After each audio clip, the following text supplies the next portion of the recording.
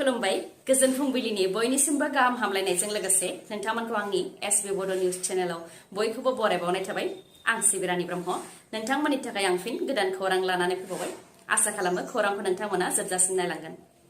पुलिसनि गाननायाव गोसोम दागो फोनांदों सासे आसाम पुलिसनि डीएसपीआ। आसाम पुलिसनि डीएसपी किरण नाथखौ आथोनारि अनागार खालामनायनि दायाव एरेस्ट खालामबाय। बिथाङा एलबीपीए देरगाव पुलिस थानायाव पस्टेडमोन। गावनि न'आव खामानि मावनो थानाय उन्दै गथ'साखौनो आथोनारि अनागार खालामदोंमोन डीएसपी किरण नाथआ। जाथायनि सायाव गलाघाट जिल्लानि देरगाव पुलिस थानायाव केस रेजिस्टार खालामनाय जादोंमोन। आईपीसीनि सेक्शन 376, सेक्शन 506 आरो पक्सो एक्टनि सेक्शन 6 नि सिङाव केसखौ रेजिस्टार खालामनाय जादोंमोन। उन्दै हिन्जावसा गथ'नि नखरनिया केस होनायनि उनावनो जाथायनि सायाव नायबिजिरनाय जादोंमोन आरो नायबिजिरनायाव फोरमान मोननायनि उनावनो दा आसाम पुलिसनि डीएसपी किरण नाथखौ एरेस्ट खालामबाय। बे खौरांखौ आसामनि डीजीपी जीपी सिंह बिथाङानो फोरमायथिदों। आइजोफोरनि सायाव आथोनारि अनागार खालामनायखौ माब्लाबाबो रेहाय होनाय जानाय नङा होननानै रोखायै फोरमायथिदों आसामनि डीजीपी जीपी सिंह बिथाङा। ओजोंहाय जाथायनि सोमोन्दै उन्दै गथ'सानि बिमाया फोरमायथिनाय बायदिब्ला आथोनारि अनागार खालामजानाय उन्दै गथ'साया 15 बोसोर बैसोनिल'मोन आरो बिथाङा आसाम पुलिसनि डीएसपी किरण नाथनि न'आवनो खामानि मावनो थाखाय थायोमोन।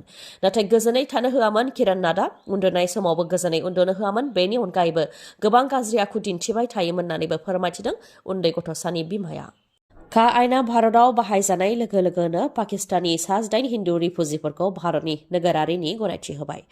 गुजरातनि अहमदाबादाव पाकिस्ताननि सा-8 हिन्दु रिफुजिफोरखौ जिल्ला एडमिनिस्ट्रेशना भारतनि नोगोरारिनि गनायथि होबाय।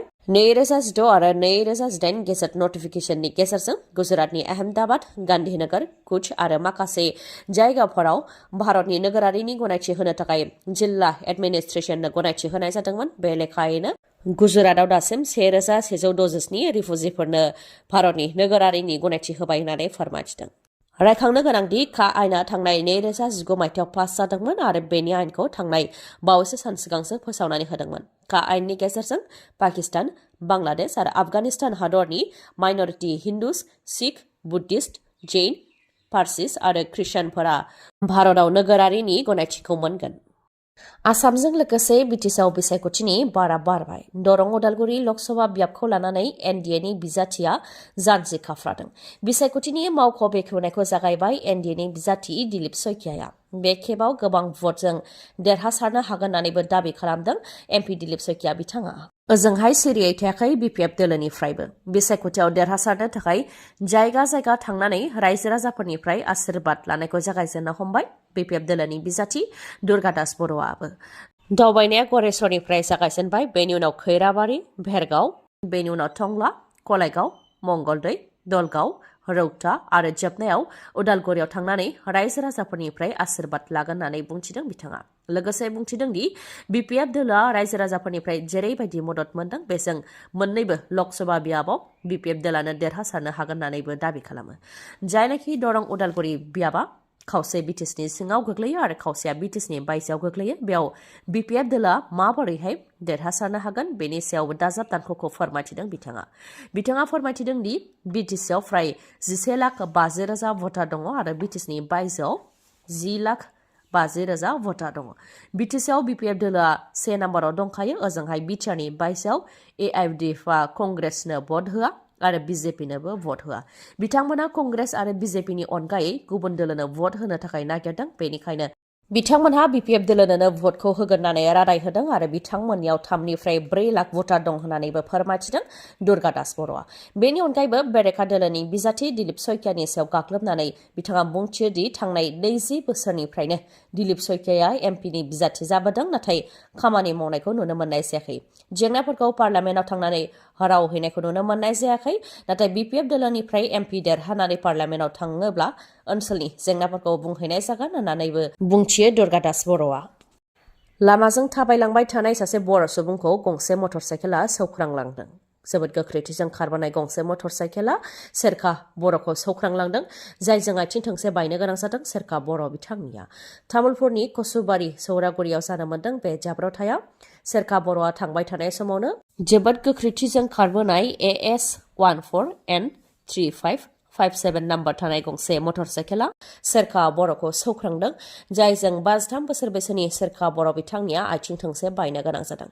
जाथायखौ नुनाय लोगो लोगोनो खाथि खालानि सुबुंफोरा मददनि थाखाय आवगायबोदों। बेनि उनाव फाहामथाय होनो थाखाय सोरखा बर' बिथांखौ तामुलपुर गुदि सावस्रि मिरु फारसे दैथायहरदों। ओजोंहाय AS14N3557 नाम्बार थानाय मटरसाइकेलखौबो जब्द खालामदों रायजो राजाफोरा।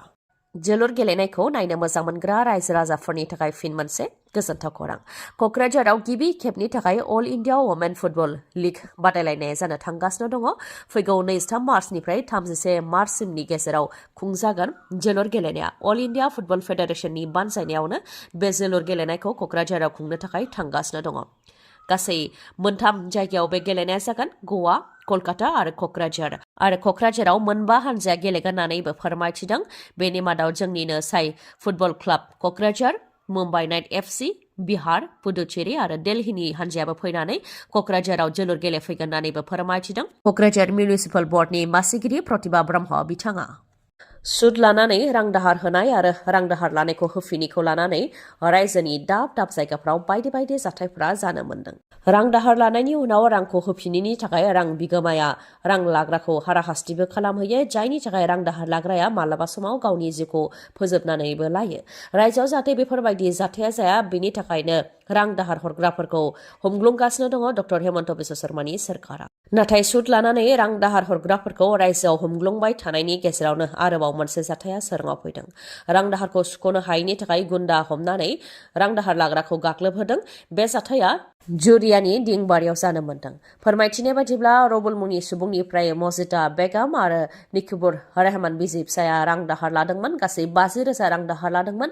बेनि मादाव 20,000 रांखौनो होफिनबायमोन। नाथाय आद्रा थानाय रांखौ सुख'नो हायैलाय हाखौ बन्दक होदोंमोन होननानै फोरमायथिदों। नाथाय रुबला हाखौ नांला होननानै बुंदोंमोन आरो आद्रा थानाय रांखौ बिफिनदोंमोन। ओजोंहाय रांखौ होफिननायनि समसिमा होसायावबो रांखौ होनो हायाखैमोन मजिदा बेगम आरो निकुबर रहमाना, जायनि थाखाय रुबला साबा मानसि हमनानै मजिदा बेगम आरो निकुबर रहमाननि सायाव गाग्लोबनायजों लोगोसे बिथांमोननि नखरनि सुबुंफोरनि सायावबो गाग्लोबहोदों, जायजों बिथांमोना गोब्राबै जोखोम जानो गोनां जादों होननानैबो फोरमायथिदों। फिन रेलगारि जाब्रथायनि खौरां। नाथाय बे खेबाव जोंनि हादराव रेलगारिनि जाब्रथाया जायाखै। बांलादेशनि कुमिल्ला जिल्लायाव गेदेर रेलगारि जाब्रथाय जादों, जायजों 15 सुबुंफोरा गोब्राबै जोखोम जानो गोनां जादों। कुमिल्ला जिल्लानि नांगलकट साब डिभिजननि सिङाव थानाय हासानपुर रेलवे स्टेशननि साखाथियाव जाब्रथाय जानो मोन्दों। विजय एक्सप्रेस रेलगारिया खारबाय थानाय समावनो गंगु दाब्बाया रेल लामानिफ्राय बायजोआव गोग्लैहैदों, जायजों 15 सुबुंफोरा गोब्राबै जोखोम जादों होननानै रिपर्टआव मोननाय जादों। रेलगारि जाब्रथाय जानायनि थाखाय रेल सार्भिसा बन्द थाथ'गोन होननानैबो मिथिनो मोननाय जादों, मानोना रेल लामाखौ बानायफिननायाव साननैसो समय लागोन होननानैबो मिथिनो मोननाय जादों। दिनैनि खौराङा एसेनोसै। खौरांखौ जोबजासिम नायनायनि थाखाय गोजोन्थों। नोंथाङा आंनि चेनेलाव गोदानबा सानफ्रामबो फुंनि समाव खौरां मोननो थाखाय चेनेलखौ साबस्क्राइब खालाम आरो बेल आइकनखौबो क्लिक खालाम। लोगोसे खौरांखौ मोजां मोनदोंबा लाइक, कमेन्ट आरो शेयार खालामनो दाबाव। गोजोन्थों।